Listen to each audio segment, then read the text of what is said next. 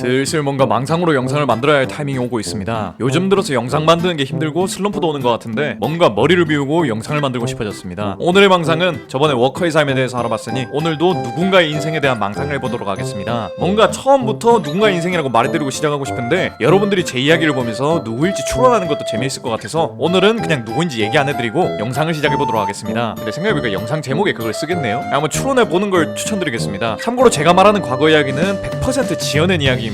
한마디로 제가 영상에서 말하는 것들은 전부 다 거짓부렁인데다가 개소리니까 여러분들도 머리를 비우고 보는 걸 추천드리죠. 평화로운 오후 어느 골목에서는 좀 소란이 일어난 것 같았습니다. 그 골목에는 남자애들 여럿이 어떤 남자애 하나에게 뭐라고 하고 있는 것 같았죠. 남자애들 무리는 그 남자에게 왜 눈을 그따구로 뜨고 있냐고 말했고 남자애는 그냥 쳐다본 거라고 억울하다는 식으로 말했습니다. 하지만 이 남자애의 말은 전혀 먹히지 않았고 남자애들 무리가 그 남자에게 해코지하려는 순간 누군가가 그 남자애를 구해줬습니다. 그 사람은 남자애의 동네 형이었고 이 남자애가 이렇게 시비 걸리는 게 한두 번이 아닌 걸 알고 있었습니다. 그 형은 남자에게 괜찮냐고 물었고 남자애는 너무 무서워서 대답 못하고 그 형을 빤히 쳐다봤습니다. 이 형이란 인간도 이 남자애가 빤히 쳐다보자 시비 터는 건가 이 새끼? 라는 생각을 순간적으로 했지만 얘가 원래 이렇게 생긴 애라는 걸 다시금 깨닫고는 그냥 그 남자애를 집까지 데려다줬습니다. 이 남자애는 집에 돌아와서 잠시 생각에 잠겼습니다. 생각해보면 태어났을 때부터 이 친구는 이런 일들이 많았습니다. 친척 중에 한 사람은 갓난아이가 자신을 째려봤다고 말한 적도 있었다고 했고 조금 더 크고 나서 유치원 갔을 때는 선생님에게 눈 착하게 뜨란 말을 맨날 들으며 살아왔죠. 이 아이는 본인 기준으로는 눈을 착하게 뜨고 다닌 거였는데 맨날 그런 식으로 뭐라고 하니까 좀 슬펐습니다. 그래서 이런 이야기를 부모님한테 하면 부모님은 괜찮다고 너처럼 예쁜 눈을 가진 사람은 얼마 없다 라고 말했습니다. 그런 얘기를 듣고 아이가 속으로 기뻐하면서 부모님을 쳐다보면 부모님은 그렇게 예쁜 눈으로 엄마를 째려보면 되겠냐 라고 물어봤어가지고 더 슬펐던 적도 있었죠. 아무튼 아이는 이런 자신의 눈빛에 대해 콤플렉스를 느끼며 점점 자라나기 시작했습니다. 그렇게 조금 큰 아이는 초등학교에 들어왔고 초등학교 저학년 땐 애들이 좀 순수해서 무섭게 생긴 이 아이와 놀려고 하는 애들이 조금이라도 있었는데 고학년이 되어갈수록 놀려고 하는 애들은 줄어들고 공포의 대상이 되어갔습니다. 고학년이 된 아이들 중에는 사춘기가 빨리 온 친구들도 있었고 그 친구들은 애들 앞에서 센 척을 하고 싶어서 만만한 애들을 건드리고 했는데 그 중에 이 아이는 없었습니다. 가끔씩 겁없는 놈이 찾아와서 아이에게 시비를 걸려고 할 때도 있었는데 그때마다 아이가 그냥 한번 쳐다만 봐주면 시비 거는 걸 멈추고 돌아가곤 그랬죠. 심지어 이 아이는 남들보다 덩치가 큰 편이라 또래 애들보다 좀 강해 보이는 듯한 착각을 줬습니다. 아이는 엄청 어릴 때에 비해 괴롭힘이 줄어들어서 굉장히 기뻤습니다. 뭔가 자신의 이런 착한 마음을 아이들이 알아준 덕분에 이렇게 생활이 편해진 건가 하는 생각도 했죠. 시간이 흘러 이 아이는 중학교에 이어 고등학교까지 올라갔고 이 아이의 더러운 인상 덕분에 중고등학교 생활 역시 편했습니다. 성장해가면서 아이는 키가 더 커졌고 거의 190에 달하는 키가 되었습니다. 애초에 인상도 더러운데 덩치까지 커지니까 시비 거는 인간들이 줄 수밖에 없었고 여기다가 변성기도 찾아왔는데 아이는 변성기가 오자 소름 끼치는 목소리를 변했습니다. 한 번은 다이소 가서 직원분한테 고양이 추루 어딨냐고 물었더니만 살려달란 대답을 들은 적도 있었죠. 이런 존재 자체가 소름 끼치는 아이한테 가끔 겁없는 친구들이 이 친구를 향해 시비를 걸어오려고 했지만 이 아이는 그냥 일어나가지고 시비 거는 상대를 사랑스럽게 쳐다보며 뭐야 나한테 볼 일이라도 있나? 라는 식으로 물어보기만 하면 그냥 시비 건 쪽이 쫄아서 튀는 게 일상이었습니다. 그러던 와중 자신의 어릴 때 지켜줬던 형이 이 아이를 찾아왔습니다. 형은 그 친구에게 자신이 어떤 조직에 있는데 혹시 졸업하고 들어올 생각이 있냐고 물어봤습니다. 아이는 딱히 고등학교 졸업하고 뭔가 하겠다는 계획 같은 게 아예 없었기 때문에 그 형이 일하는 조직이면 뭐 괜찮겠지 라는 생각으로 알겠다고 말했습니다. 그렇게 시간이 얼마 안 지나서 이 아이는 고등학교까지 졸업을 했고 그 친했던 형이 일하는 조직으로 들어갔습니다. 그 조직은 신기하게도 모든 조직원들이 검은 양복을 입고 다녔고 그 중에 좀 능력이 뛰어난 조직원은 양주 이름의 코등을 받는 것 같았죠. 그리고 조직에서 이름을 깨달았던 건 이 조직이 불법 행위들을 한다는 것이었습니다. 아이는 인상만 더럽게 생겼을 뿐 범법이나 불법 행위를 한 적이 없었습니다. 심지어 좀 불량한 애들은 웬만하면 피는 담배도 이 아이는 백해무익하다고 생각하여 피지를 않았었죠. 그래서 처음엔 좀 적응을 못하고 자신을 이 조직에 가입시킨 형에게 나가겠다고 말을 했었습니다. 근데 그 형이 이 조직에 들어올 땐 마음대로지만 나갈 땐 아니라고 말하며 어떻게든 버텨보라고 너같이 이 조직에 어울리는 인간이 없다는 식으로 말했습니다. 아이는 이 형이 이딴 식으로 말하는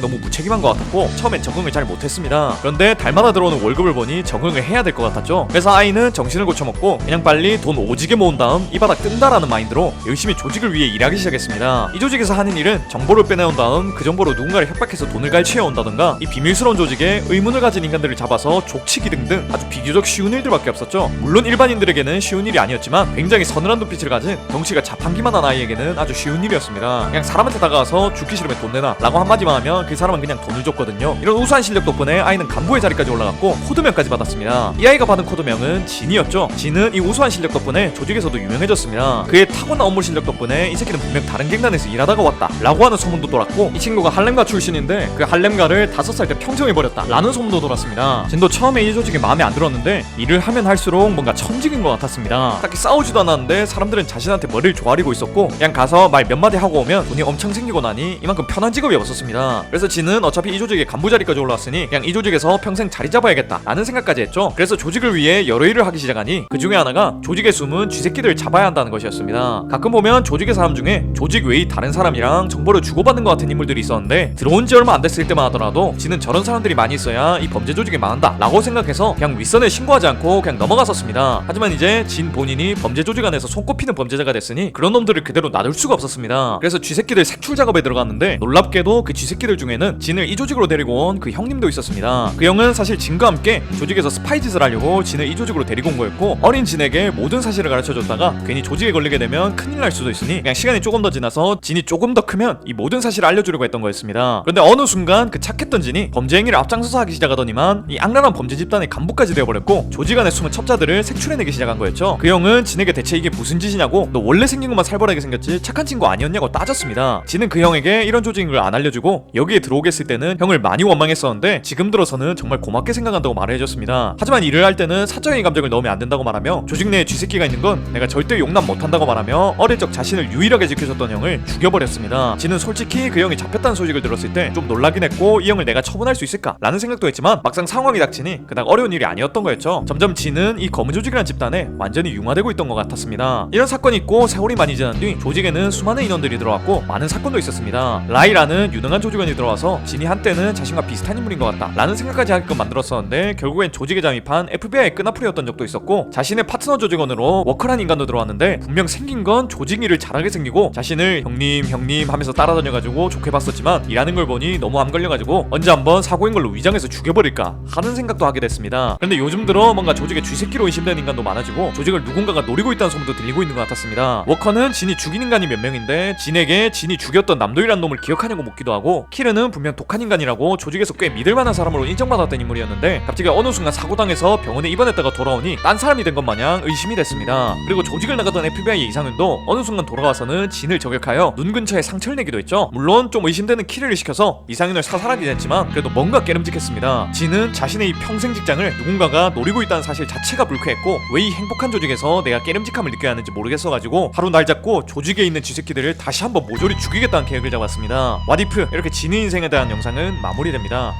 정말 한없이 머리 비우고 영상을 만들었던 것 같습니다. 뭐랄까, 아무 생각 없이 만들어야지라고 생각하니 진짜 아무 생각을 안 하게 되고, 아무 생각을 안 하다 보니 아무 생각 없는 영상이 만들어진 느낌이랄까? 무슨 소린지 모르겠다면 여러분이 정상인 겁니다. 아무튼 오늘도 이런 영상 봐주셔서 너무 고맙고 전 더 재밌는 영상으로 돌아오겠습니다. 그럼 다음 시간에 만나요.